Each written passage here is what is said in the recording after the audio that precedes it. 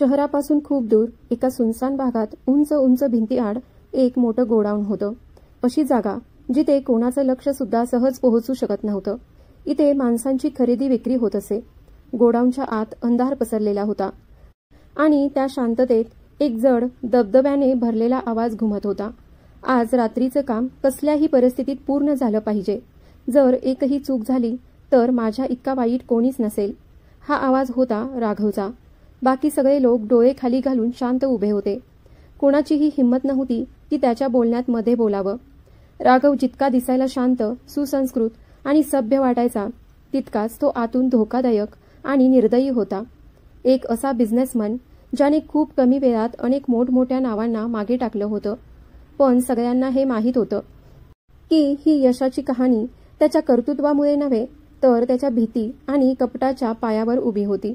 पण ही गोष्ट फक्त काही मोजक्या लोकांनाच माहीत होती आणि त्यापैकी एक होती सोनाली.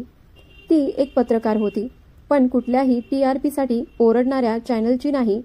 ती अशा गोष्टी उघड करत असे ज्यामागे एखादं भयंकर सत्य लपलेलं असायचं. तिला पत्रकारितेचा अनेक वर्षांचा अनुभव होता. ती हे चांगलंच जाणून होती की सभ्य चेहऱ्याच्या मागे किती गडद भयानक व्यक्तिमत्व लपलेलं असतं. आणि आजची रात्र तिच्या करिअरमधील सर्वात मोठी रात्र होती. जर आजची बातमी बाहेर गेली तर संपूर्ण सिस्टम हादरून जाईल आणि सोनालीचं नाव प्रत्येक वर्तमानपत्रात आणि TV चॅनलवर झळकेल. गोडाऊनच्या एका कोपऱ्यात लोखंडी रॅकच्या मागे अंधारात लपून बसलेली सोनाली, श्वास रोखून हातात माईक आणि कॅमेरा घेऊन सगळी रेकॉर्डिंग ऑन करून तयार होती. कोणीच तिच्या सोबत यायला तयार नव्हता. असे पुरुष चुड्या घालाव्यात ती आपल्याच मनात पुटपुटली. पण तिचा चेहरा खूप गंभीर होता. हृदय जणू छातीच्या पिंजऱ्यातून बाहेर पडायचंय असं वाटत होतं. पण तिचे हात अजिबात थरथरत नव्हते. ती खूप घाबरलेली होती, पण ती कमकुवत नव्हती. तिला त्या प्रत्येक गद्दाराचा चेहरा कॅमेऱ्यात कैद करायचा होता.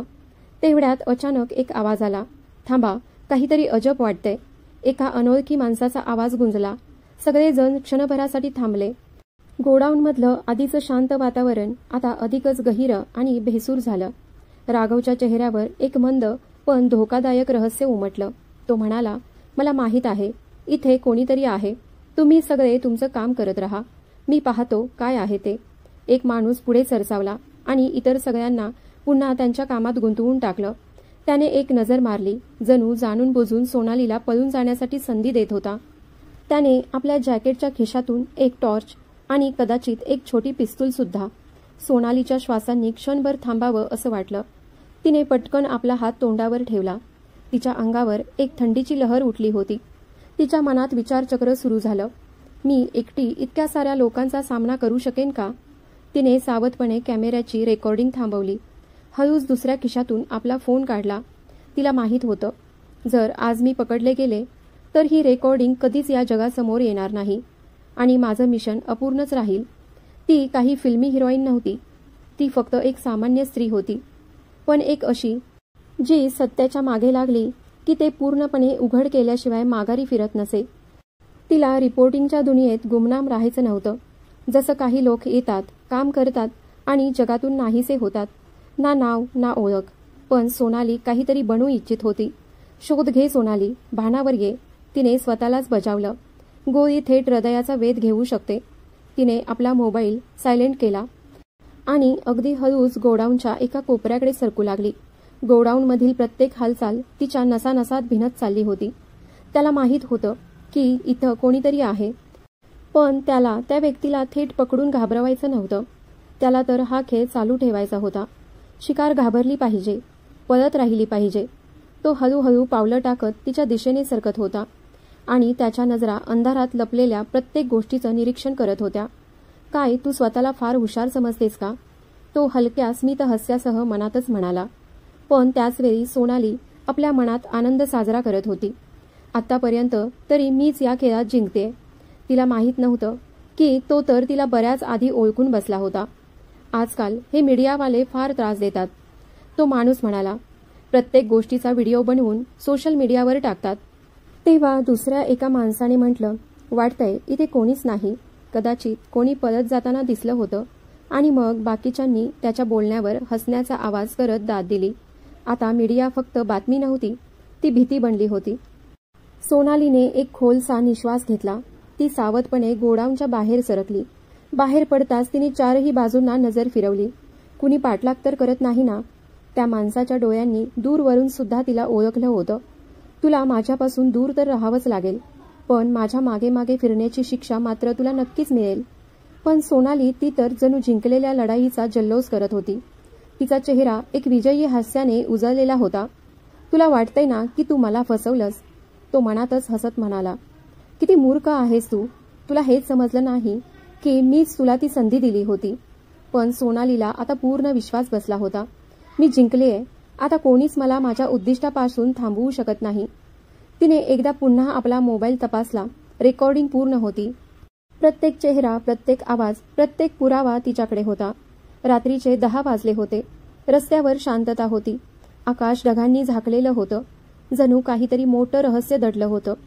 ती जेव्हा घरी पोहोचली तेव्हा आई नेहमीसारखी दरवाजावर दिसली नाही. तिच्या मनात एक भीती घर करून बसली होती. काय आई झोपली असेल? तिने हळूच दरवाजा उघडला आणि मनात प्रार्थना केली, फक्त आई झोपलेली असावी. पण दरवाजा शेजारी असलेली ती जुनी लाकडी खुर्ची अजूनही उभी होती आणि त्यावर आई डोळे उघडून बसली होती. आईने तिला पाहताच म्हटलं, आलीस का ग तू? तिच्या आवाजात थकवा होता, पण त्यात माया होती, काळजी होती. बाळा, किती वेळा सांगितले तुला, लवकर परत येत जा. बाहेरचं जग बघ. बायकांनी काही चूक केली की लोक त्यांना उद्धट म्हणतात, पण तू जी चूक करतेस त्यात तर माझीही झोप उडते. तू माझी मुलगी आहेस. आणि आजकालचं वातावरण बघितलंस ना? मुलींबाबत जी भीती दिवसा असते ती फक्त एक आईच ओळखू शकते. आईच्या आवाजात तक्रार होती, पण ती तक्रार प्रेमाच्या ओलाव्यात गुंडाळलेली होती.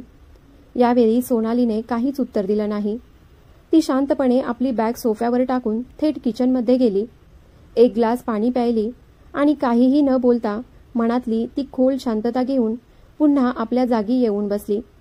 तिला ठाऊक होतं, आता जर आईशी वाद सुरू झाला तर त्या चर्चेला कधीच शेवट मिळणार नाही. आईची ती जुनी माघार होती, ही नोकरी सोड, काही साधं सोपं काम कर, किंवा मग घरातच बस. आधीही मी तुला काम न करवता सांभाळलंय ना? आईने तिच्याकडे पाहिलं आणि विचारलं, आज पुन्हा तेच काम? पुन्हा कोणाच्या मागावर गेली होतीस का? हे काही साधे लोक नाहीत सोनाली. जर तुला काही झालं तर प्रत्येकाला सुधारण्याची जबाबदारी फक्त तुझीच आहे का? सगळं जसं चाललंय तसंच चालू दे. हे जग असंच चालत आलंय नेहमीपासून. यावेळी सोनालीने खांदे उडवत उत्तर दिलं, पण आई, माझं स्वप्न, ते सगळं जाणून सुद्धा शांत कसं राहील? माझ्या आतली अस्वस्थता मला शांतपणे जगू देत नाही. मला फक्त तेच काम समाधान देतं जे सत्य समोर आणतं. आईने एक खोलसा निश्वास टाकला. तिच्या हातात तो जुना रुमाल होता, बहुतेक सोनालीच्या कॉलेजच्या दिवसांचा. तोच रुमाल ती अजूनही टाके टाकून शिवत होती. सोनाली बाळा, हे सगळं सोडून दे. तुला माहिती आहे ना, मी स्वतः शिवणकाम करून तुला मोठं केलंय. कधी तुला काही कमी भासली का? कधी काहीतरी मागितल्यावर मी नाही म्हटलं का? किती मेहनतीने तुला बेफिकीर ठेवलंय मी. वरच्या देवाचे उपकार आहेत की आपण इज्जतीने पोट भरतो. मग तू पुन्हा पुन्हा स्वतःला धोक्यात का टाकतेस? यावेळी सोनालीचा चेहरा कठोर झाला. तिने आईकडे पाहिलंच नाही, फक्त नजर थोडी चुकवली आणि म्हणाली, आई, तुला कधी जाणवलंय का, जी इज्जतीची रोटी तू म्हणतेस ना, ती किती कडवट असते? तुला माहीतच नाही की लोकांच्या टोमण्यानी त्यांच्या कपड्यांवर टाके टाकताना तू तुझी स्वप्न किती वेळा दाबून ठेवली आहेत. कसं हळूहळू तुझं धैर्य आणि तब्येत दोन्ही कमकुवत होत गेले. शांतपणे सोनालीने रुमाल हळूच आईच्या हातात ठेवला. तू मला अमानत समजून वाढवलंस आई, पण असं म्हणू नकोस की मी कोणाची अमानत आहे. क्षणभर खोलीत एक गूढ शांतता पसरली. आई काहीच बोलली नाही, फक्त तिच्या नजरा रुमालावर थांबल्या. सोनाली कोणाची अमानत आहे हा विचारच इतका कडवट होता की त्याबद्दल विचार करणं सुद्धा मनाला हलवून टाकणारं होतं. ज्याच्या अमानतीत ती होती त्याने तर कधी विचारलं सुद्धा नाही, कधी शोधलं सुद्धा नाही, कधी कुठली खबरही घेतली नाही. ज्यावेळी आयुष्यात सगळ्यात जास्त गरज होती त्यावेळी तो माणूसच नव्हता तिच्यासोबत. कदाचित तो तर आता तिला पूर्णपणे विसरून गेला असेल. सोनालीच्या डोळ्यात एक वेगळी चमक होती. ती थोड्याशा उपहासाने हसली आणि म्हणाली, जो सोडून गेला तो आजपर्यंत एकदाही वळून नाही पाहिला. आता त्याच्यासाठी मन का तडपवायचं? तिच्या आवाजात कसलीही कटुता नव्हती, फक्त एक थकलेलं तुटलेलं दुःख होतं. आईचाही चेहरा क्षणभर ओसाड झाला, जणू कोणीतरी पुन्हा जुनी जखम उकरून टाकली होती. तो दिवस रात्र एकच प्रार्थना करत होती, माझ्या मुलीचं घरटं तयार व्हावं, तिचा संसार भरावा. पण ज्या व्यक्तीने तिला मागे टाकलं, जो कधीही वळून पाहायला आला नाही, त्याच्यासाठी आता हृदय का जाळावं? सोनालीच्या आवाजात कटुता नव्हती, फक्त एक गूढ खोल अनुभवलेलं दुःख होतं. ती एक अशी जखम होती जी आता हळूहळू बिघडत चालली होती. तो माणूस त्याच्या आयुष्यात आज खूप सुखी असणार. सोनालीला खात्री होती. त्याने त्याच्या आठवणी निवडल्या आणि मला विसरून गेला. पण आई, तुला माहीत आहे का, त्या काळात मी किती मेहनत केली, कितीदा स्वतःचा आत्मसन्मान गिळंकृत केला, फक्त या आशेवर की कदाचित त्याच्या मनात अजून काहीतरी माझ्यासाठी शिल्लक असेल. पण आता मी कोणाची अमानत नाही राहू इच्छित. माझं सत्य मला स्वतः शोधायचं आहे. रस्ता कठीण आहे, धोकादायक आहे, तरीसुद्धा मला तो स्वीकारायचाच आहे. पण मी शांत बसणार नाही. आईने सोनालीकडे पाहिलं. तिच्या डोळ्यात तीच जुनी हट्टी जिद्द होती, तीच नजर जी कधी काळी तिच्या बापाच्या डोळ्यात पाहिली होती. आईने हळू आवाजात म्हटलं, तू अगदी तुझ्या बापावर गेली आहेस. पण एक गोष्ट लक्षात ठेव, सत्य बोलणं जितकं सोपं वाटतं, ते जगणं तितकंच कठीण असतं. ती आता समजदार झाली होती. तिला आता घरात थांबवून ठेवणं अशक्य होतं. आई तिला थांबवू शकत नव्हती, फक्त एक आई म्हणून समजावू शकत होती. सोनालीने काहीही उत्तर दिलं नाही. शांतपणे आपली बॅग उचलली आणि आपल्या खोलीकडे वळली. आईने नजर खाली झुकवली आणि त्या रुमालावर एक अश्रू हळूच पडला. सकाळची वेळ होती. रिकाम्या पोटाने केवळ एक फोन कॉलवर ती धावत ऑफिसकडे पोहोचली होती. कारण तिच्या मते आजची बातमी सकाळची हेडलाईन व्हायला हवी होती. एकही मीडियावाला इतक्यात आतापर्यंत पोहोचला नव्हता. सगळे हैराण होते. सोनालीने असं काय शोधून काढलं आहे? मीटिंग बोलावली गेली. सोनालीने पूर्ण आत्मविश्वासाने आपला कॅमेरा ऑफिसरकडे सुपूर्द केला. पण जसं रेकॉर्डिंग चालू झालं, स्क्रीनवर काहीच दिसलं नाही. फाईल गायब होती. रूममध्ये एकदम शांतता पसरली. फक्त बसच्या आवाजासारखी एक किरकिर कानात घुमायला लागली. सोनालीच्या हातात ती रिकामी रेकॉर्डिंग ड्राईव्ह होती, ज्यावर तिच्या आयुष्याचं सगळ्यात मोठं सत्य कैद व्हायला हवं होतं.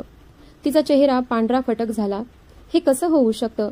काल रात्रीपर्यंत मी स्वतः व्हिडिओ पाहिलेला होता. सर, मी खरं सांगते, यात सगळं रेकॉर्ड होतं. मला माहीत नाही कसं, कदाचित कोणीतरी. तिचा आवाज थरथरायला लागला. शब्द जणू घशात अडकून बसले होते. काही जण आश्चर्याने तिच्याकडे पाहत होते, तर काही जण शंका आणि संशयाने. तेवढ्यात मागून एक जण जोरात ओरडला, या मूर्ख मुलीमुळे आपण एक मोठी बातमी गमावली आहे. तो माणूस ब्लॅकमेल होऊ शकत होता आणि तिने त्याला जाऊ दिलं. हे कुठलं कॉलेज प्रोजेक्ट नाही, हे एक न्यूज चॅनल आहे. इथे कदाचितवर नाही तर पुराव्यांवर काम होतं. सोनालीने आपले अश्रू आतमध्येच गिळून टाकले. प्लीज, मला एक तरी संधी द्या. माझ्यावर कोणीतरी कट केला आहे. माझ्यावर कोणीतरी खेरी केली आहे. तिचा आवाज अगदीच हलका झाला होता, जणू तिलाच आता स्वतःच्या शब्दांवर विश्वास उरला नव्हता. तिचं अंतःकरण या गोष्टीला विसरू शकत नव्हतं. इतक्या मेहनतीनंतर जर कोणी माझ्या प्रामाणिकपणावर प्रश्न उभा करत असेल, पण बॉसने तिचं काहीही ऐकलं नाही. बस कर आता. आम्ही तुझ्या या काल्पनिक गोष्टींवर विश्वास ठेवणार नाही.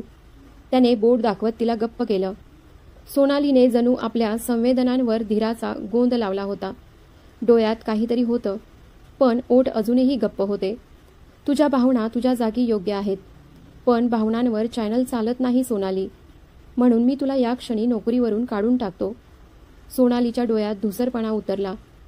ती मुलगी जी चॅनलच्या पहिल्या दिवसापासून तिथे होती, जिने संगणकासमोर रात्रंदिवस काम केलं होतं, जिने उन्हा पावसात गल्ली गल्लीत रिपोर्टिंग करत त्रास सहन केले होते, आज तिला फक्त एका चुकीमुळे बाहेर फेकून दिलं गेलं.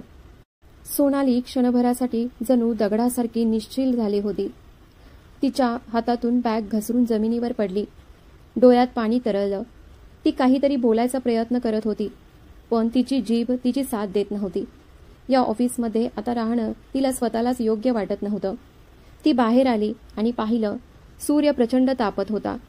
सोनालीने आकाशाकडे पाहिलं, जणू म्हणत होती, तूही मला जाळण्यात काहीच कमी ठेवत नाहीस. तिच्या मनात एक विचार घोळत होता, माझं काढून टाकणं खरं तर चॅनलचाच तोटा आहे. माझी नियत साफ होती. माझ्याकडे सगळं होतं. हे कटकारस्थान कुणीतरी आतल्या माणसाने केलंय.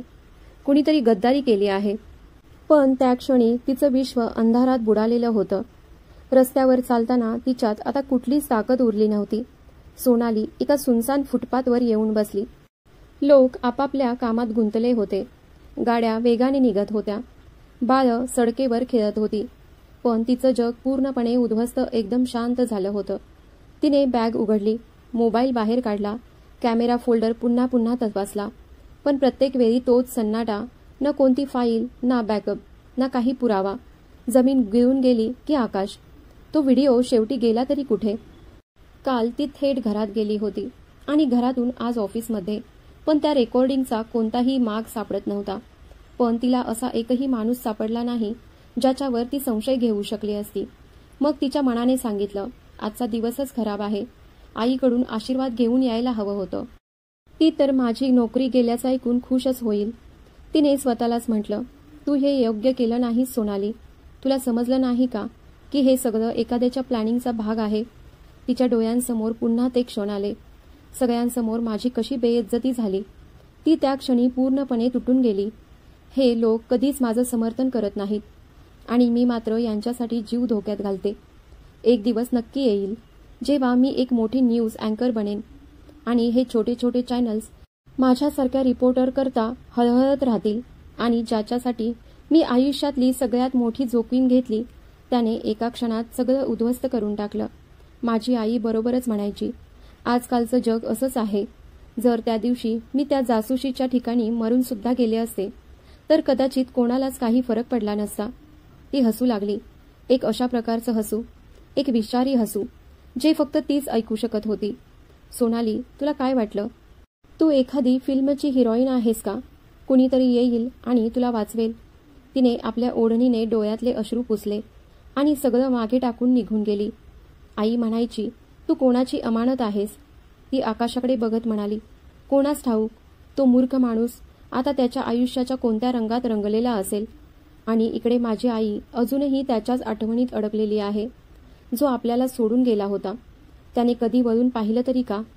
तिने आपलं डोकं मांडीवर टेकवलं, डोळे मिटले. क्षणभर तिला वाटलं मी हरले. पण दुसऱ्या क्षणी तिने डोकं वर केलं. तिच्या डोळ्यात हरवले पण नव्हतं, लढण्याची आग होती. जणू तिच्या मेंदूत एखाद्या विजेची लाईट उसळली होती. हे फक्त राघवच करू शकतो. आणि दुसरं कोण? त्याला नक्कीच कळालं असेल की मी त्याची कमजोरी उघड केली आहे.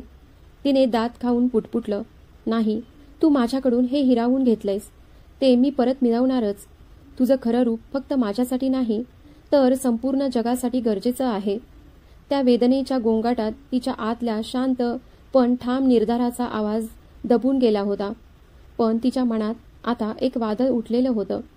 तिला आपल्या वर्षानुवर्षांच्या अनुभवावर पूर्ण विश्वास होता. जर या चॅनलने मला काढूनही टाकलं तरी काय झालं? कोणतं तरी दुसरं न्यूज चॅनल मला नक्कीच संधी देईल. पण आता मी मागे हटणारी नाही. तुला काय वाटलं? एक दरवाजा बंद करून तू मला थांबवशील? मी सोनाली आहे.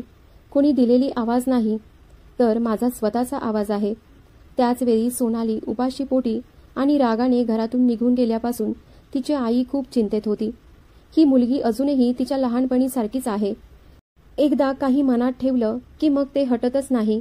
तेवढ्यात दरवाजावर हलकीशी टकटक झाली. आईच्या मनात क्षणभर आशा जागी झाली.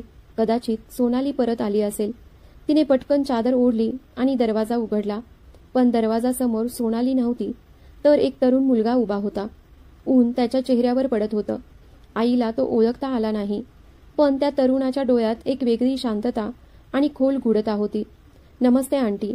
त्याचा आवाज ओळखीचा वाटत होता. जणू हृदयाच्या एखाद्या कोपऱ्यात झोपलेली एखादी आनंदाची जाणीव हलकेच जागी झाली होती. आईने एक पाऊल पुढे टाकलं. दरवाजा पूर्ण उघडला आणि त्याच्याकडे नीट पाहू लागली. नमस्ते, तो पुन्हा एकदा म्हणाला. आई क्षणभर दचकली आणि म्हणाली, तू नीरव? तो हळूच हसला आणि मान खाली घालून उभा राहिला. आईने थरथरत्या हातांनी त्याच्या डोक्यावर हात ठेवला आणि आशीर्वाद द्यायला लागली. इतक्या वर्षानंतर तो परत आला होता. सोनालीने तर त्याच्या नावाचीही आशा सोडली होती. पण एक आई, ती कधीच आशा सोडत नाही. मला माहीत आहे, की सोनालीने कधीच माझा उल्लेखही केला नसेल. कदाचित तिच्या मनात माझ्याविषयी कटुतासुद्धा असेल. नीरवने हळू आवाजात सांगितलं. पण आता काळ बदलला आहे. तो पहिल्यांदाच घरात आला होता आणि दारात उभा ठेवणं आईला योग्य वाटलं नाही. ती शांतपणे बाजूला झाली. जगात कवी नावाने ओळखला जाणारा तो मुलगा हळू घरात आला आणि एका कोपऱ्यातील सोफ्यावर बसला. आई त्याच्यासमोर खुर्चीवर बसली. सोनालीने कधी काही सांगितलं नाही, पण एक आई समजू शकते. ती थोडीशी थांबली. तिच्या मनात आजही कुठेतरी ती जागा आहे. ती आकाशाकडे पाहून म्हणायची, एक दिवस तो परत येईल. नीरवच्या डोळ्यात पश्चातापाची खोल भावना उमटली. तुझ्या निघून गेल्यानंतर ती अगदी एकटीच झाली होती आणि त्याच काळात तिच्या पप्पांना शहर सोडावं लागलं होतं. पण जाण्यापूर्वी त्यांनी हे नातं एका मजबूत धाग्यात बांधून ठेवलं होतं. नीरवने मान झुकवली. हो, आणि मी कदाचित यासाठी स्वतःला कधीच माफ करू शकणार नाही. आंटी, ही चूक माझीच होती. त्याच्या आवाजात खंत होती. पण आता वेळ कमी आहे आणि मी तुम्हा दोघींना पुन्हा कधीच एकटं सोडणार नाही. आत्ताच मीही एकटा झालो आहे. आई त्याच्याकडे पाहत राहिली. तो तोच मुलगा होता, पण आतून आणि बाहेरून पूर्ण बदललेला. सोनाली आता आधीसारखी राहिली नाही. आंटी, ती आता कोमलही नाही आणि इतक्या सहज तिचं मन जिंकणं शक्य नाही. माझंच काम आहे तिला पुन्हा विश्वास देणं. नीरवने एक खोल श्वास घेतला. मी दोनदा तिच्या समोर आलो होतो, पण तिने मला ओळखलं सुद्धा नाही. कारण नीरवने केवळ आपलं नावच नाही, तर आपली ओळखच पूर्णपणे बदलून टाकली आहे. तो आता आतून सुद्धा नवा माणूस झालाय. जर ती हे नातं पुन्हा स्वीकारेल, तर ती नक्कीच परत येईल. आणि तुम्ही आहात ना, तुम्ही तिची समजूत काढा आंटी. आईच्या हातात असलेला चहाचा कप हलकेच थरथरू लागला. नीरवने ती थरथर ओळखली आणि अगदी सौम्य स्वरात म्हणाला, मी वचन देतो, लवकरच तिला घेऊन जाईन आणि तुम्हालाही माझ्यासोबत घेऊन जाईन. आता ती माझी जबाबदारी आहे आंटी, आणि नेहमीपासूनच होती. आईने डोळे मिटले. जणू वर्षानुवर्षे हृदयावर ठेवलेलं ओझं आता एका क्षणात हलकं झालं होतं. तिची मुलगी आता या जगात एकटी नव्हती. तिचा जोडीदार अजून जिवंत होता आणि समोर बसलेला होता. तुला माहीत आहे, आई हळूच म्हणाली, ती लहान निरागस सोनाली राहिली नाही. ती खूप कठोर झाली आहे. मला माहीत आहे, नीरवने हळू आवाजात उत्तर दिलं. तिची प्रत्येक शांतता, तिचे प्रत्येक अश्रू मी आतून जाणवत होतो. तिच्या प्रत्येक जखमेचा त्रास मला स्वतःलाही होत होता. पण मी तिला कधीही तो जुना प्रश्न विचारला नाही, जो वर्षानुवर्ष माझ्या मनात बंद होता, की मी इतक्या वर्षांनी परत का आलो. त्यांच्यासाठी इतकंच पुरेसं होतं की तो परत आला होता. यानंतर नीरवने आपल्या खिशातून एक छोटंसं पाकिट काढलं. हा माझा जुना पत्ता आहे. त्याने ते सोनालीच्या आईकडे दिलं. जर सोनालीने काही विचारलं तर फक्त एवढंच सांगू नका की नीरव आला होता आणि त्याने तुला शोधून काढलं आहे. आईने ते पाकिट शांतपणे घेतलं. फक्त मान हलवून उत्तर दिलं, सोनाली माझ्याकडे येईल का? कदाचित तिला माझ्या येण्याची बातमी सुद्धा आवडणार नाही. ज्यावेळी नीरव जायला निघाला तेव्हा त्याची पावलं थोडी जड वाटत होती.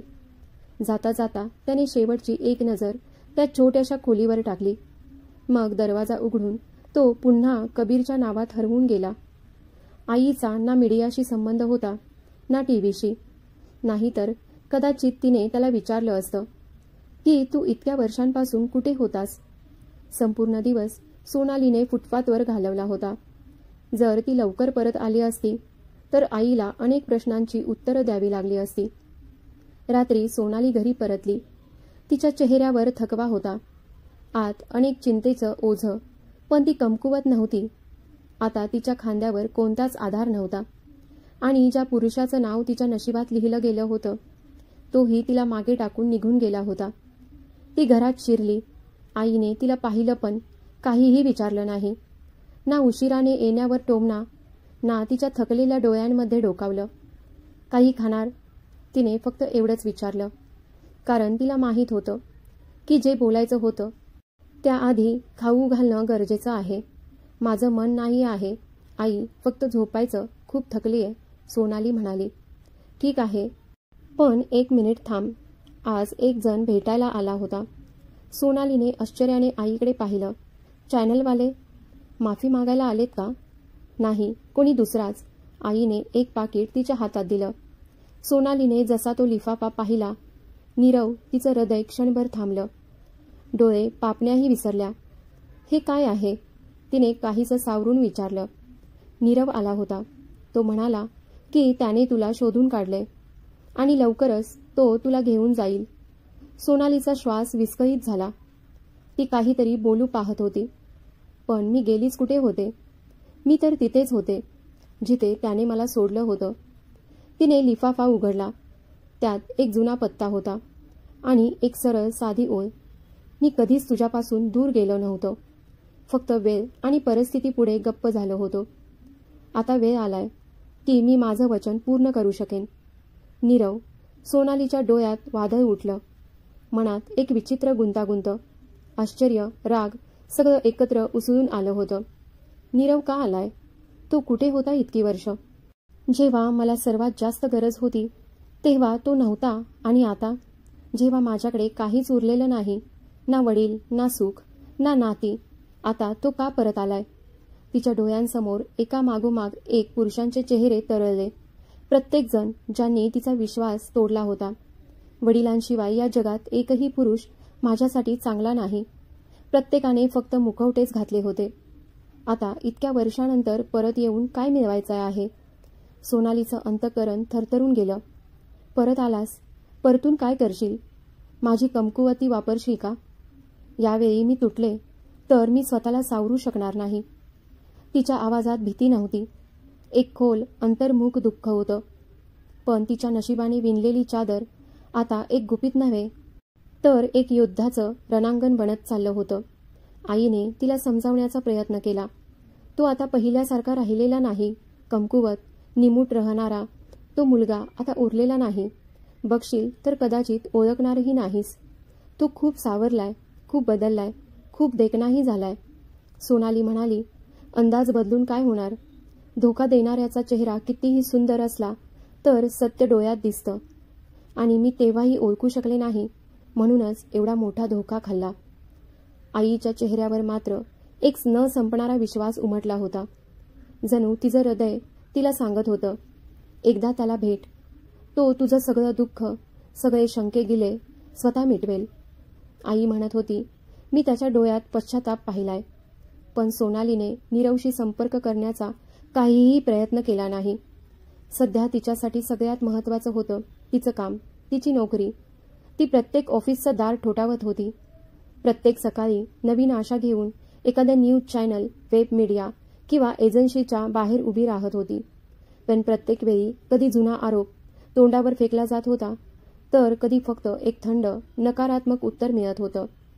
काही जण मैत्रीच्या नात्याला जपण्यासाठी सरळ नकार देत नसत, तर थेट बहाणेच करत. आणि काही जण सरळ म्हणायचे, आम्हाला अशी रिपोर्टर नको आहे, जी भावनांमध्ये वाहून जाऊन पुरावे गमावते. सोनालीने खोल श्वास घेतला. खरं तर सत्य हाच आहे. तुमच्यात आता सत्याची भीती बसली आहे, आणि प्रामाणिक लोकांची सुद्धा. एका ऑफिसमधून बाहेर पडताना सिक्युरिटी गार्डने तिचा रस्ता अडवला. माफ करा, तुमच्या विरोधात सिक्युरिटी कंप्लेंट आहे. तुम्ही आधीच आमच्या चॅनलचं नाव बदनाम केलंय. आम्हाला तुमच्याशी काहीही संबंध ठेवायचा नाही. प्रत्येक शब्द जणू सोनालीच्या छातीत चाकूसारखा घुसत होता. ती कोसळली नव्हती, पण थकली होती. ती त्या पत्रकारांपैकी होती जी सत्याला पाहून डोळे झाकत नाही, जी पैशांसाठी नव्हे तर सत्यासाठी जगते, जी आपल्या कामावर प्रेम करते आणि त्यासाठी कुठल्याही थराला जाऊ शकते. जेव्हा शेवटचं दारही तिच्यासाठी बंद झालं तेव्हा ती एका पार्कमधील रिकाम्या बाकावर येऊन बसली. आकाश धूसर झालं होतं. जणू ढगांनीही तिच्या मनस्थितीला ओळखलं होतं. जमिनीवर पानं विखुरलेली होती, जणू तिच्या अधुऱ्या अध्यायांसारखी. मन पुन्हा एकदा कोपऱ्यानं मोडून टाकत होतं. इथलं प्रत्येक माणूस जणू भ्रष्टाचारात गुंतलेलं. कोणालाच सत्य ऐकायचं नव्हतं, कोणालाच आरसा समोर ठेवायचा नव्हता. जर ती फाईल चुकून डिलीट झाली असेल तर त्यासाठी माझं संपूर्ण आयुष्यच का उद्ध्वस्त केलं जातंय? सोनालीच्या मनात आवाज घुमू लागला. मी पुन्हा या प्रोफेशनमध्ये परत येऊ शकेन का, की कायमची बाहेर फेकली गेले? तिला आता स्पष्टपणे समजलं होतं, हे सगळं फक्त राघवमुळे झालं आहे.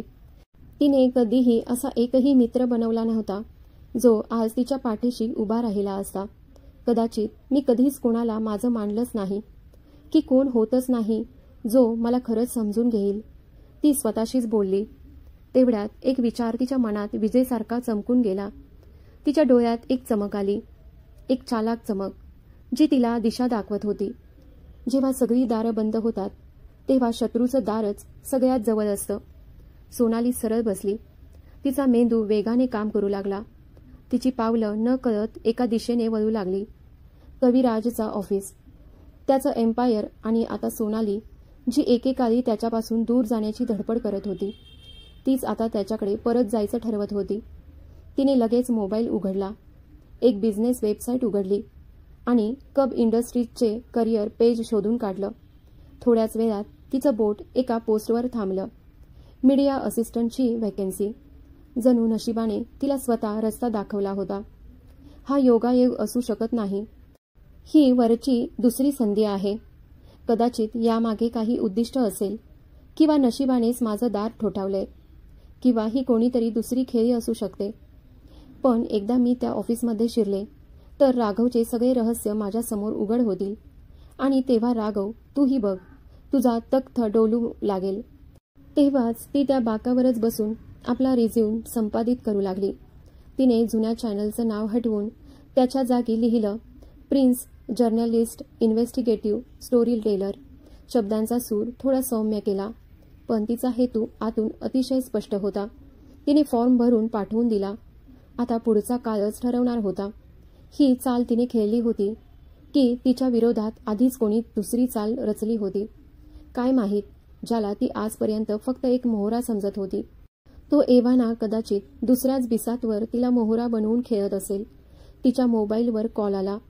तिने ताबडतोब उत्तर दिला, पण तिच्या ओठांवर एक हलकीशी गूढ स्मितरेषा होती. गेम बिल्डिंग, ती मनातच म्हणाली. सोनालीने आईला अजून काहीही सांगितलं नव्हतं, कारण ती तिला काळजीत टाकू इच्छित नव्हती. जरी आई अनेकदा विचारत होती, काय तू नीरवशी संपर्क साधलास का, तर सोनाली दरवेळी उत्तर द्यायची, हो आई, करीन वेळ आल्यावर, सगळं योग्य वेळी होईल. पण यावेळी फोन ठेवताना तिच्या डोळ्यात एक चमक होती. तीच जुनी तुटलेली सोनाली राहिली नव्हती ना. आता ती बेरोजगार रिपोर्टर होती. आता ती आपल्या शत्रूच्या सल्तनतमध्ये एक शांत सावध डोळा बनून शिरणार होती. दुसऱ्या बाजूला आई सतत तिला फोनमध्ये गुंतलेलं पाहून अस्वस्थ होत होती. काय पागलपण आहे हे सोनाली, तू तुझ्या लग्नाबद्दल अजिबात गंभीर नाहीस का. आईच्या आवाजात काळजी होती. जर तो मुलगा परत आलाच आहे तर निदान त्याच्या भावना तरी समजून घे. तुला माहिती आहे ना त्याने तुझ्यासाठी किती प्रयत्न केलेत. सोनालीने खोल श्वास घेतला. आई, आत्ताच माझ्याकडे वेळ नाही, पण विश्वास ठेव, जेव्हा वेळ येईल तेव्हा मी स्वतः त्याच्याशी संपर्क करेन. शेवटी तुमचा होणारा जावई आहे ना, असं सहजासहजी सोडणार नाही. पण सध्या तो माझ्या प्रायोरिटी लिस्टमध्ये नाही आहे. बोलताच तिने पटकन एक रिक्षा पकडली. कब इंडस्ट्रीजच्या इमारतीसमोर उतरली. मनाला अजूनही तिथे जायचं नव्हतं, पण वाईट वेळ येते तेव्हा माणूस गाढवाशीही मैत्री करतो, ती विचारत म्हणाली. सोनालीला एक भव्य, खूप प्रोफेशनल मीटिंग रूममध्ये बसवलं गेलं. निळसर भिंती, समोर लाकडी मोठं टेबल, भिंतीवर सुंदर चित्र. ही तीच जागा होती जिच्या विरुद्ध ती पुरावे गोळा करत होती. तिला असं वाटू लागलं जणू कोणीतरी कॅमेरामधून तिला पाहतंय. ती त्या नजरा स्पष्ट जाणत होती. तेवढ्यात एक दरवाजा उघडला आणि सोबतच एक तीव्र परफ्यूमचा दरवळ रूममध्ये पसरला. तो आत आला, सूट घातलेला, पूर्ण आत्मविश्वासाने भरलेला, सजलेला, डोळ्यात चमक आणि एक अशी स्मितरेषा जी काहीतरी लपवत होती आणि कदाचित खूप काही ओळखतही होती. दुर्दैव हे की त्याने इतके चेहरे बदलले होते की आता कोणता खरा आहे हे कोणालाच समजत नव्हतं. त्याच्या नजरा सोनालीवर स्थिरावल्या. एक दीर्घ क्षण गेला, जणू काळच थांबला होता. मग तो हलक्याशा हसूने म्हणाला, तू इथे कशी. सोनालीचा घसा कोरडा पडला, पण तिने चेहऱ्यावर शांतता आणण्याचा प्रयत्न केला. नोकरीच्या संपर्कात आले होते, तिने स्वतःला सावरत उत्तर दिलं. तिच्या आवाजात एक अनोळखीपणा होता, पण आतून खूप काही ढवळून निघालं होतं. तो हळूहळू चालत रूमच्या दुसऱ्या बाजूला आला आणि खुर्चीवर बसला. त्याने बाजूला असलेल्या फाईल्सवर बोट फिरवत म्हटलं, तू तर अशी चकित झालीस जणू पहिल्यांदाच बघतेस मला. मात्र तुला तर सगळं माहीतच आहे. तो असं बोलतच होता जसं त्यांच्या दोघांमध्ये अजूनही काहीतरी जिव्हाळ्याचं असावं. जणू आजही त्यांचं एक खास नातं आहे. हे ऐकताच सोनाली थोडी अस्वस्थ झाली. त्याने विचारलं. आंटी म्हणाल्या की तू कुठल्या तरी न्यूज चॅनलमध्ये काम करतेस. मग माझ्या ऑफिसमध्ये कशी आलीस? त्याच्या आवाजात एक हलकीशी मिश्किल हसू होतं. पण तिच्या डोळ्यांमध्ये काहीतरी वेगळंच होतं. जणू त्या डोळ्यांनी सर्व काही पाहिलं होतं, अनुभवलं होतं आणि आता बोलू लागल्या होत्या. सोनालीने पुन्हा एकदा त्याच्याकडे बघितलं. आईची ती एक गोष्ट आठवली. तो खूप बदललाय. समोर आला तर ओळखणारही नाहीस. आणि खरंच तसंच झालं होतं. तो माणूस जो तिला इतकी वर्ष हवासा वाटायचा, ज्याच्या गुपितांना उलगडण्यासाठी तिने रात्रंदिवस मेहनत केली होती, तो इतका जवळ होता आणि ती त्याची सावली सुद्धा ओळखू शकली नाही. तिची जीभ जणू अडखळल्यासारखी झाली. डोळ्यांच्या बाहुल्या विस्फारल्या. आत एक प्रचंड झटका चालू होता. 15 वर्ष तिने स्वतःशी हळूच पुटपुटलं. 15 वर्षांपूर्वी तो मुलगा वेगळा होता. नाव, ओळख, मन आणि भावना सगळं काही वेगळं होतं. आता फक्त एक मोठा सौदा उरला होता. आणि समोर होता राघव, ज्याच्याशी नीरव उर्फ कवी एकरूप झालेला होता. कवीचा चेहरा एका क्षणासाठी कठोर झाला, पण लगेचच त्याने आपलं ते हळवं सौम्य रूप परत आणलं. वेळ खूप काही बदलतो, तो म्हणाला. सोनाली इथे एका उद्देशाने आली होती, पण नियतीने तिला एका वेगळ्याच वळणावर आणून उभं केलं होतं. कधी कधी आयुष्य एका वळणावर घेऊन जातं, ज्याची कल्पनाही आपण दिवसाढवळ्या करत नाही. सोनाली ताठ बसली. तिच्या आवाजात आता थोडीशी साखर होती, पण ती थेट होती. काही गोष्टी काळाच्या ओघात बदलू नयेत. काही वचनं, काही माणसं, काही नाती. तिच्या शब्दात एक कटुता होती. जणू कोणीतरी तिच्या जुन्या जखमांवर पुन्हा मीठ चोळत होतं. नीरव उर्फ कवी, जो कधी काळी एक संवेदनशील, शहरावर प्रेम करणारा मुलगा, आता राघवसारख्या धंदेवाईक लोकांच्या संगतीत होता. सोनालीने त्याच्याकडे पाहिलं. गंभीर स्वरात एक दीर्घ श्वास घेतला. तरीही मला सगळं आठवतं. तिच्या चेहऱ्यावरचं हसू, दुःख आणि सच्चाईने भरलेली होती. आठवत नाही ती एक जखम आहे आणि जखमा विसरता येत नाहीत. क्षणभर खोलीत शांतता पसरली. कवीने समोरची फाईल उघडली. जणू तो विषय बदलण्याचा प्रयत्न करत होता. म्हणजे तू पब्लिक रिलेशन डिपार्टमेंटमध्ये काम करायचं म्हणतेस? सोनालीचे डोळे थेट त्याच्या डोळ्यात स्थिरावले. तिच्या डोळ्यात जिज्ञासा होती आणि सत्यापर्यंत पोहोचण्याची हट्टही. राघवच्या ओठांवर एक हलकं हास्य उमटलं. जिद्द हे शब्द कायम तुझ्यासाठी फायदेशीर ठरत नाहीत, सोनाली. आता हलक्यात पण ठाम स्वरात म्हणाली. म्हणजे गेल्या काळातलं ते सत्य जे कुणीतरी लपवून ठेवलंय. कदाचित मिस्टर कवी यांच्यासाठी हे शब्द जास्त योग्य ठरतील. कवी तिच्याकडे काही क्षण गंभीरपणे बघत राहिला. मग जणू झटका बसल्यासारखा त्याने फाईल बंद केली आणि म्हणाला, मी पाहू इच्छितो सोनाली की तू कितपत सत्य सहन करू शकतेस. कारण त्याला माहीत होतं, त्याच्या भोवती असलेलं सत्य फक्त सोनालीच नव्हे तर त्याच्या स्वतःच्या नात्यांनाही तोडू शकतं. कदाचित सोनालीला सुद्धा. पण सोनालीच्या चेहऱ्यावर आता वेगळीच स्मित होती. खुशीची नव्हे पण निर्णयाची. तिच्या डोळ्यात एक स्पष्ट संदेश होता. तू काहीही असो, मी सत्य उघड करूनच राहीन. मग ते कितीही मुखवट्या आड लपलेलं असेल ना. ती आता समजून गेली होती की नीरव, जो कधी काळी एक संवेदनशील, सरळ, प्रेमळ मुलगा होता, आता राघवसारखा लोकांच्या दुनियेत भाग बनला होता. आई, जी अजूनही त्या नीरवच्या परतीची वाट पाहत होती. सोनालीला आता खात्री झाली होती, तो नीरव आता उरलेलाच नाही. संध्याकाळ झाली होती. आकाशावर हलकासा नारंगी रंग पसरला होता आणि त्या रंगाच्या साक्षीने सोनाली उभी होती. कबीरच्या त्या भव्य बंगल्याच्या समोर, जो त्याने बेकायदेशीर मार्गाने उभा केला होता. सगळं एकदम शांत होतं. बंगला सुद्धा आणि कदाचित ते हृदयही, जे एकेकाळी फक्त सत्यासाठी धडकायचं. आजकाल कुणी सरळ मार्गाने श्रीमंत होतो का? सोनालीच्या मनात हा विचार पुन्हा पुन्हा येत होता. घराच्या प्रत्येक कोपऱ्यात, भिंतींमध्ये जणू काही गुपितं लपलेली होती. तिला माहीत होतं, ही सगळी भव्यता फक्त एक दिखावा आहे. उंच इमारती, खोटी नाती आणि एक नाव जे आता तिचं राहिलेलं नाही. ती आज तिथे आली होती फक्त आईच्या हट्टामुळे. पण तिच्या मनात मात्र स्पष्ट होतं, जोपर्यंत कवी उर्फ नीरव आपल्या गुन्ह्यांची कबुली देत नाही, तोपर्यंत त्यांच्यामध्ये कोणतंही नातं, अगदी मैत्री सुद्धा अशक्य आहे. दरवाजा उघडला. सोनाली आत शिरली. चेहरा कडक, पण डोळ्यात कुठेतरी शांततेची आशा होती. कपाळावर थोडीशी आटी होती. कवीने तिचं स्वागत अशा अंदाजात केलं जणू काहीच घडलं नव्हतं. पाठीमागे आई उभी होती, तिचा हात घट्ट धरलेला, जणू जबरदस्तीने तिला आत ओढून आणलं होतं. हे सगळं काय आहे? सोनालीचा आवाज खोलीत घुमला. मोठमोठे महाल उभारले आहेस तू, असे महाल जे खोटेपणा आणि भीतीच्या पायावर उभे आहेत. कवीने काही बोलण्याचा प्रयत्न केला, पण सोनालीने थांबवतच सांगितलं, तू म्हणालास फक्त बोलायचं आहे, पण मला जबरदस्तीने इथे ओढून आणणं हा त्या बोलण्याचा भाग नव्हता.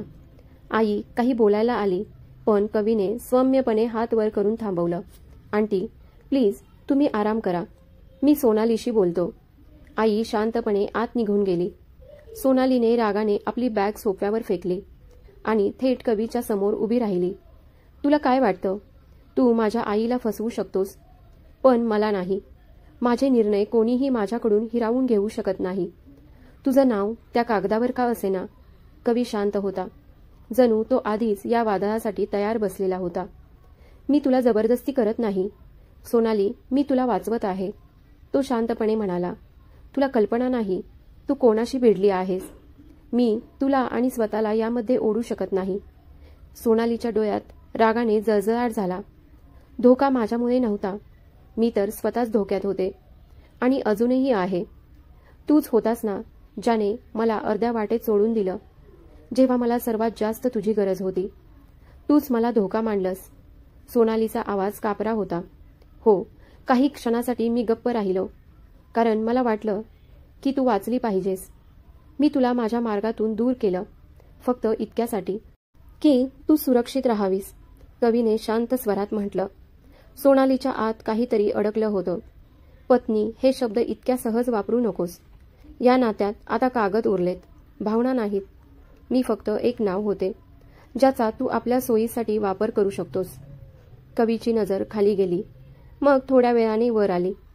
कागदांवर पुरावे असतात, जे कायदा मानतो, पण मी जाणतो ते म्हणजे तुझं जीवन, जे कोणत्याही कायद्याच्या चौकटीत बसत नाही.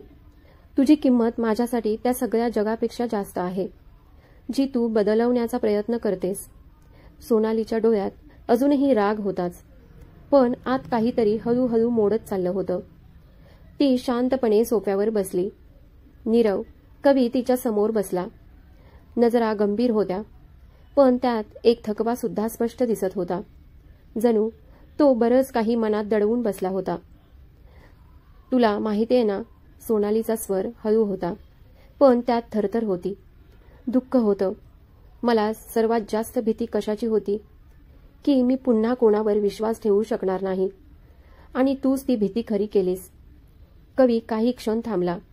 ओठ हलले, पण शब्द बाहेर आले नाहीत. समोर भिंतीवर असलेली एक जुनी पेंटिंग, त्याच्या आईने रंगवलेली, तिथे त्याचं लक्ष अडलं. आधी वाटलंच नव्हतं की या घरात ती मुलगी समोर बसलेली असेल, जी एकेकाळी त्याची संपूर्ण दुनिया होती, आणि आता त्याचं सर्वस्व खोटं मानणारी. हे सगळं, हे बंगले, गाड्या, हे व्यवसाय, सगळं इतकं खोटं वाटतंय, सोनालीने हळू आवाजात म्हटलं.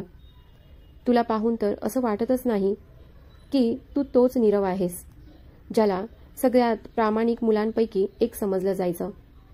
कवीने खोल श्वास घेतला. काही गोष्टी वेळ बदलतो, आणि काही गोष्टी आपण स्वतः बदलण्यास भाग पडतो.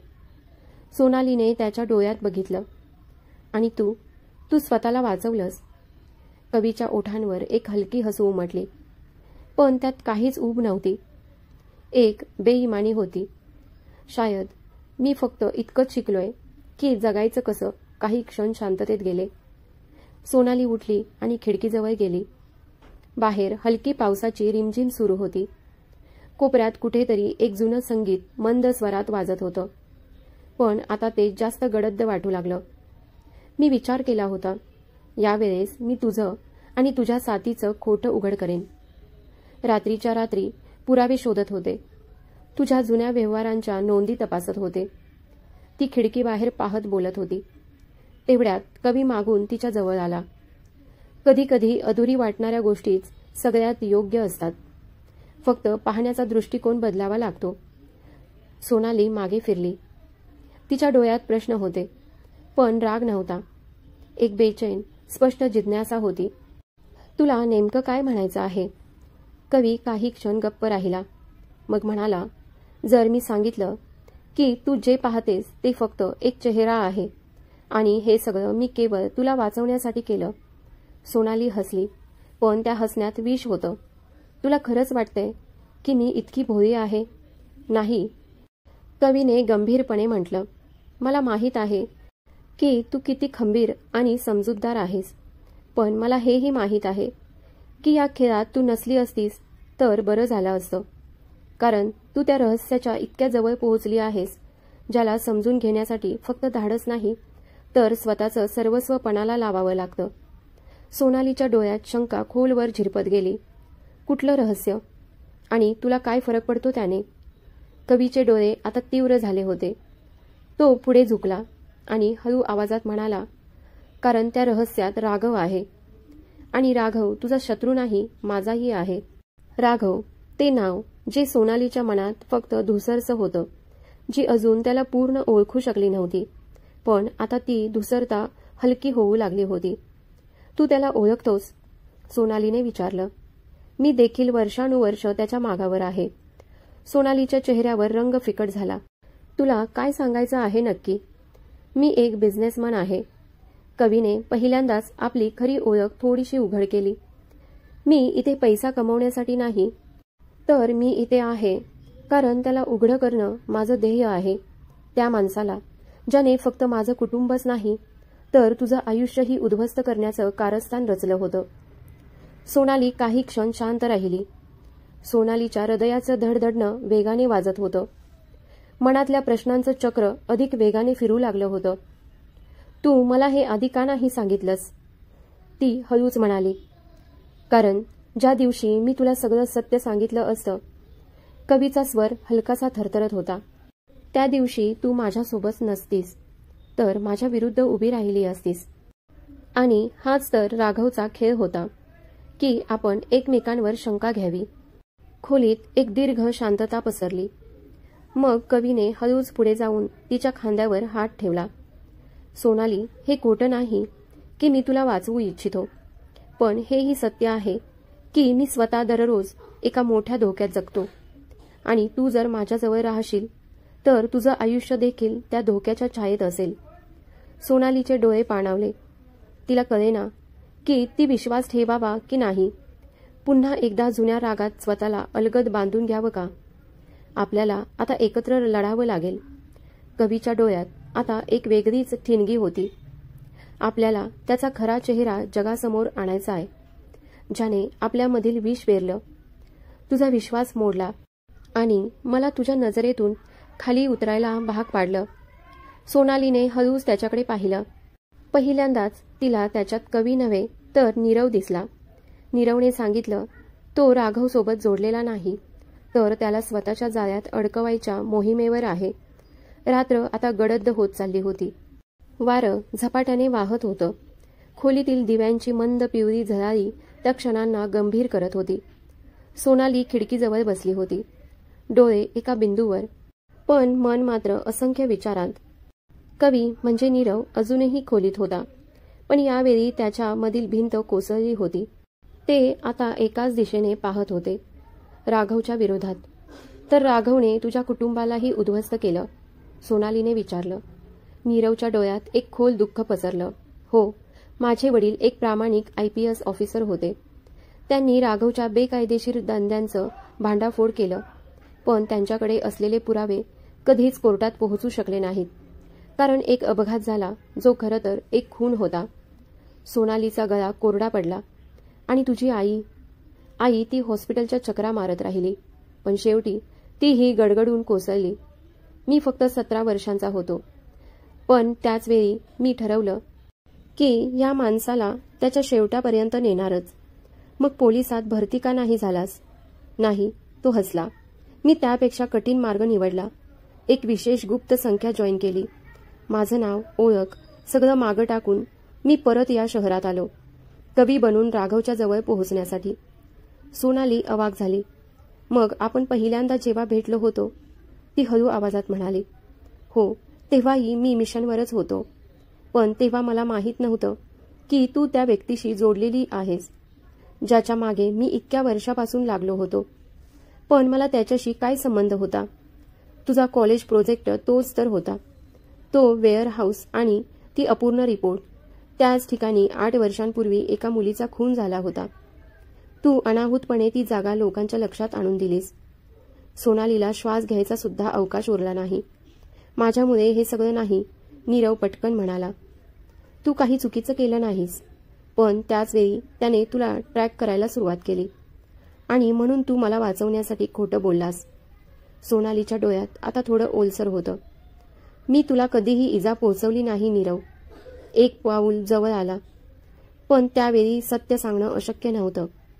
पुन्हा खोलीत गूढ शांतता पसरली. बाहेर पावसाचा आवाज वाढला होता. विजेची चमक खिडकीतून आत येत होती. सोनाली उठली आणि फाईल्सच्या ढिगाकडे वळली. जर खरंच मला सत्य हवं असेल, ती म्हणाली, तर मला तुझ्यासोबत यावंच लागेल. तू यायला नकोस. हा मार्ग खूप धोकादायक आहे. माझ्यासाठी मागे फिरणं त्याहूनही धोकादायक आहे. आता जेव्हा मला समजलं की तू खोटं बोलत नव्हतास, मी एकटी लढणार नाही. सोनाली त्याच्यासोबत बसली होती. सामान्य कपडे, बांधलेले केस, ओळख न पटावी म्हणून. आपण कुठे चाललोय? जिथून सगळं सुरू झालं. कवीचं उत्तर. राघवची ती फॅक्टरी. बाहेरून बायोकेमिकल प्लांट. आपल्याला तिथे काय मिळणार? सत्य आणि पुरावे. जर आपण जिवंत परतलो तर. तिथे पोहोचल्यावर त्यांनी गाडी झुडपामागे लपवली. कवीने एक छोटंसं ड्रोन उडवलं आणि सोनालीला मॉनिटर दिला. इथे 3 गार्ड आहेत. मी आत जातो. तू मला गाईड कर. सोनालीने डोळे स्क्रीनवर खिळवले. कवीने गार्डला न्यूट्रलाइज केलं आणि आत प्रवेश केला. सोनाली स्क्रीनकडे पाहत होती. तेवढ्यात कवी थांब, ती दबक्या आवाजात म्हणाली. कोणीतरी नवीन आत आलंय. चेहरा नीट दिसत नाही. शक्यतो राघव असावा. कवी थांबला आणि पुटपुटला. जर आज तो इथेच आहे तर हीच संधी आहे. त्याने तळघरातील गुप्त खोलीतून हार्ड ड्राईव्ह दस्तऐवज काढले. पण तेवढ्यात सोनाली पुन्हा ओरडली. कवी, लवकर, गाईड्स तुझ्या दिशेने येत आहेत. आपल्याकडे आता वेळ नाही. तेवढ्यात अलार्म वाजला. कवी एका सेकंदात बाहेर पडला. सोनालीने गाडी सुरू केली. ते निघाले. पाठलाग सुरू झाला. गोळ्या झाडल्या गेल्या. टायर फाटले. पण शेवटी ते एक जुन्या गोदामात पोहोचले. सोनाली रडत होती. तुला आपली प्राणांची पर्वा नाही का?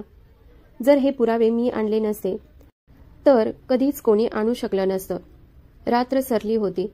सकाळचा उजेड खिडकीतून डोकावत होता. सोनाली थकलेली होती, पण तिचा चेहरा आता शांत होता. भीतीने नव्हे तर सत्याने. तू तुझं संपूर्ण आयुष्य या मिशनला दिलंस आणि तू आज माझ्यासाठी जीव धोक्यात घातलास, कवीने म्हटलं. आपण आता अपूर्ण नाही सोनाली, आपण एक टीम आहोत. सोनालीच्या डोळ्यात अश्रू होते, पण यावेळी ते आशेचे होते. आता त्या दोघांमध्ये तिरस्कार नव्हता, गैरसमज नव्हते. एक ध्येय होतं आणि त्या ध्येयासाठी एकमेकांची साथ. सकाळ उजळत होती. सत्याचा झरा उगम पावत होता आणि तिच्यासमोर तीच फाईल होती ज्यामध्ये राघवच्या गुन्ह्यांची संपूर्ण कहाणी लपलेली होती. फक्त काही तासातच त्यांचा खटला कोर्टात मांडला जाणार होता. आणि हा कोणताही सामान्य खटला नव्हता, तर अशा अनेक आवाजांचा लढा होता जे आजवर कधी ऐकलेच गेले नव्हते. कवी म्हणजे नीरव खोलीच्या कोपऱ्यात उभा होता. शर्टाच्या बाह्या चढवत. त्याच्या चेहऱ्यावर आत्मविश्वास होता, पण डोळ्यात एक सूक्ष्म तणाव स्पष्ट जाणवत होता. एवढ्या वर्षांची मेहनत, इतके सारे धोके, आणि आज फक्त एक संधी. तयार आहेस का? सोनालीने त्याच्याकडे पाहून विचारलं. नीरव हलकसं हसत म्हणाला, जेव्हा तू सोबत असतेस तेव्हा मला भीतीच वाटत नाही, आणि जेव्हा मी सोबत नव्हते तेव्हा. सोनालीच्या आवाजात हलकीशी खोडकरता होती, पण डोळे अजूनही ओलावलेले होते. नीरव तिच्याजवळ आला, समोर बसला आणि म्हणाला, तेव्हाही फक्त तुलाच आठवत होतो. प्रत्येक त्या रात्री जेव्हा वाटायचं की आता हार मानतोय. सोनाली काही बोललीच नाही, फक्त त्याचा हात घट्ट पकडला. काही भावना शब्दांनी नाहीत तर फक्त स्पर्शांनी समजल्या जातात. कोर्टात माहोल अत्यंत गंभीर होता. राघव व्यवस्थित कपडे घालून त्याच्या वकिलांसोबत बसलेला होता. चेहरा निर्विकार, जणू आधीच ठरवून आलाय की हा कायदा माझं काहीही वाकडं करू शकत नाही.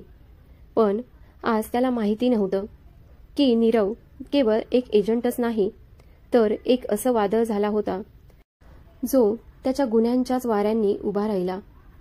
जसे जसे पुरावे सादर होऊ लागले, व्हिडिओ फुटेज, हार्ड ड्राईव्हचा डेटा आणि तहखान्यात मिळालेली रेकॉर्डिंग, कोर्टरूममधील शांतता अधिकच खोल होऊ लागली. मग सोनाली उभी राहिली. तिने स्वतःचा अनुभव मांडला, आपल्या भीतीचा, त्या रात्रीचा, जेव्हा तिला कवी प्रथम भेटला आणि वाटलं की तो तिचा शत्रू आहे. मी स्वतःच्या डोळ्यांनी पाहिलं की एक माणूस दोन चेहऱ्यात कसा जगू शकतो, सोनाली म्हणाली. पण मला समजायला वेळ लागला की खरा मुखवटा कुणी घातला होता. राघवच्या वकिलाने अनेक प्रश्न विचारले, शब्दातून हल्ला केला. पण सोनाली आता तीच मुलगी नव्हती जी आधी तुटून गेली होती. ती आता त्या सत्याची साक्षीदार होती, ज्याला वर्षांपासून दाबलं गेलं होतं. मग न्यायाधीशांनी निकाल देण्यापूर्वी एक दीर्घ शांतता घेतली. सादर पुराव्यांवर, टेस्टिफाईड गवाह आणि फॉरेन्सिक रिपोर्टच्या आधारावर न्यायाधीश म्हणाले, राघव मित्तल दोषी आढळतो. मानव तस्करी, बेकायदेशीर शस्त्रसाठा आणि साक्षीदारांवर दबाव यासारख्या गंभीर गुन्ह्यांमध्ये कोर्ट त्याला आजीवन कारावासाची शिक्षा सुनावते. कोर्टात एक शांततापूर्ण हलचल झाली. ना कोणी टाळ्या वाजवल्या, ना कोणी आनंदात ओरडलं. पण प्रत्येक चेहरा जणू हेच सांगत होता, आज न्याय पुन्हा जिवंत झाला. कोर्टाच्या बाहेर पावसाची हलकी पण सुखद धार पडत होती. जणू आकाश स्वतःला शुद्ध करत होतं. सोनाली पायऱ्यांवर उभी राहून आकाशाकडे पाहत होती. तेवढ्यात कवी तिच्याजवळ छत्री घेऊन आला. चल घरी जावं का, तो म्हणाला. की आज पावसात भिजायचं आहे. आज भिजायचं आहे, सोनाली हसली. दोघं छत्री न घेता पावसात चालू लागले. रस्ता भिजलेला होता, पण मन पूर्णपणे हलकं आणि निर्मळ झालेलं. काही पावलं चालल्यावर कवी थांबला. सोनाली, त्याने हळूच म्हटलं, माझ्याकडे एक प्रश्न आहे जो आजवर रोखून ठेवला होता. सोनाली वळून त्याच्याकडे पाहू लागली. जेव्हा हे सगळं संपेल, जेव्हा मी माझी ओळख पुन्हा मिळवेन आणि तू तुझं आयुष्य नव्याने सुरू करशील, तर त्या आयुष्यात माझ्यासाठीही काही जागा असेल का? सोनाली काही क्षण शांत राहिली. तिचे डोळे सरळ कवीच्या डोळ्यात, जिथे पूर्वी एक अनोळखी भीती होती, आता फक्त शांती आणि विश्वास होता. तुला वाटतं का की या लढाईत माझ्या वाट्याला फक्त न्याय आला आहे? ती म्हणाली, नाही, माझ्या वाट्याला आला तो विश्वास जो मी कधी कोणावर ठेवूच शकले नव्हते. मग ती जवळ आली आणि त्याचा हात हातात घेतला. माझी पुढची सुरुवात फक्त तुझ्यासोबतच राहील. कवीने काहीही उत्तर दिलं नाही. फक्त त्या पावसातच उभं राहून तिचा हात अधिक घट्ट पकडला. ही कथा इथेच संपते, पण त्यांच्या आयुष्यात सत्य, प्रेम आणि विश्वासाची एक नवीन सुरुवात झाली होती. जर ही कथा तुम्हाला भावली असेल तर नक्कीच कळवा. पुढच्या अशाच कथांसाठी तयार रहा. धन्यवाद.